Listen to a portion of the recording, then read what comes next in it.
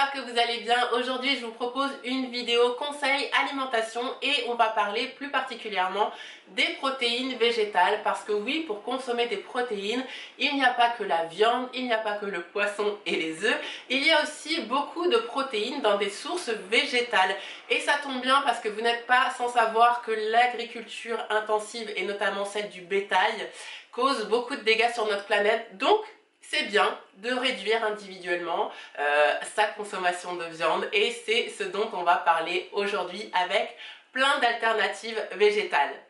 Alors, la première source de protéines végétales dont je vais vous parler, c'est la spiruline. La spiruline, qu'est-ce que c'est? C'est une algue en fait qu'on trouve beaucoup sous forme de poudre qui contient en fait 70% de protéines. Donc c'est vraiment énorme comme rapport protéiné. Et en fait, c'est une algue qu'on peut très facilement intégrer dans les smoothies par exemple. Voilà, c'est une algue qui a une couleur bleu-verte. Donc ça va donner en plus un petit côté fun à vos smoothies et ça va pouvoir comme ça vous enrichir en protéines. Autre source de protéines végétales qui est super, c'est le sétan. Alors le sétan, c'est un peu ce qu'on appelle la viande végétale. C'est 75% de protéines. C'est fabriqué à partir du blé. Et ce qui est intéressant avec le sétan, c'est que donc il y a un très haut rapport protéines, mais c'est faible en glucides. Voilà, pour 100 grammes, il y a 14 grammes de glucides. Et ça, c'est vraiment très intéressant parce que, en fait, dans les protéines végétales, le souci, ça n'est pas la qualité des protéines. Le souci, souvent, pour les gens qui font notamment attention à leur ligne, le souci, c'est qu'il y a certes beaucoup de protéines, mais il y a également beaucoup de glucides.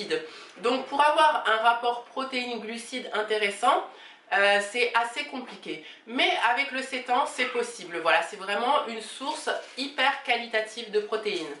Par contre, le petit bémol avec le sétan, c'est que c'est issu du blé. Et donc, si vous êtes sensible au gluten, voilà, c'est une alternative qui n'est pas pour vous, malheureusement.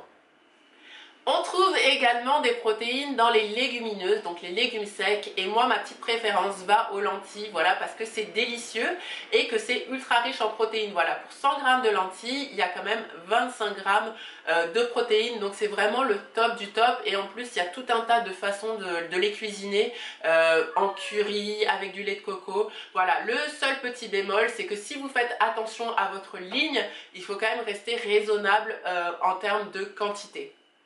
Autre alternative aux protéines animales, c'est le soja. Alors on ne va pas rentrer dans les polémiques sur le soja.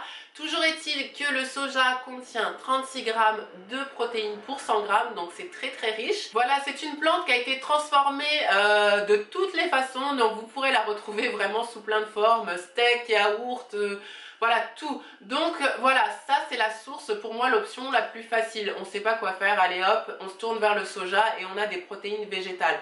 Par contre, comme je vous l'ai dit, ça a été transformé de beaucoup de manières. Qui dit transformation dit souvent ajout de beaucoup de matières grasses. Donc quand même, si vous prenez du soja qui a été très transformé, pensez à regarder les valeurs nutritionnelles, les étiquettes, parce que c'est bien beau de consommer plus végétal, mais quand c'est industriel, souvent il y a un peu n'importe quoi dedans, même si c'est pas de la viande. Donc voilà, il faut quand même faire un petit peu attention à ce qu'on consomme. Autre super option délicieuse, c'est les graines, que ça soit les graines de lin, les graines de tournesol, les graines de chia, je sais jamais comment ça se prononce. Voilà, c'est de très bonnes sources de protéines, mais c'est également de très bonnes sources de lipides. Donc voilà, quand vous les ajoutez à votre assiette, évitez de cumuler graines plus huile. Voilà, si vous faites encore une fois attention à votre poids, sinon vous pouvez y aller, mais voilà, ça va vous faire peut-être beaucoup de lipides, mais en tout cas en termes de protéines, elles sont également excellentes. Toujours dans la catégorie protéines lipides, eh bien on a les oléagineux. Donc les oléagineux, qu'est-ce que c'est? C'est les noix, les amandes, les cacahuètes, voilà. Ça, c'est extra riche, certes, en lipides, donc en gras, mais également en protéines. Et la championne toute catégorie pour les protéines, eh bien, c'est l'amande. Voilà, donc l'amande, vous pouvez en consommer une petite poignée pour ajouter des protéines à votre snack, par exemple, en plus d'une autre source de protéines, comme un yaourt, exemple. En tout cas, ça permet d'ajouter à la fois des protéines et à la fois du bon gras. Autre alternative qui est ultra rapide et qui est très pratique quand on est sportive, eh bien c'est la protéine végane. En fait, la protéine existe à partir de protéines de lait, c'est la whey, mais elle existe également sous forme végane. Elle est composée pour celle-ci, la Woman's Best, à partir de protéines de pois et de protéines de riz.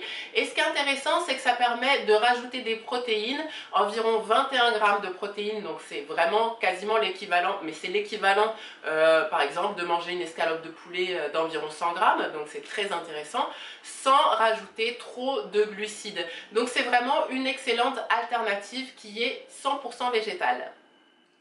Voilà, j'espère que cette vidéo vous a plu et si vous avez d'autres sources de protéines végétales à me conseiller et à nous conseiller, n'hésitez pas à les marquer dans les commentaires, ça inspirera tout le monde comme ça. N'hésitez pas à mettre un petit pouce sur cette vidéo et à vous abonner à ma chaîne YouTube si cette vidéo vous a plu.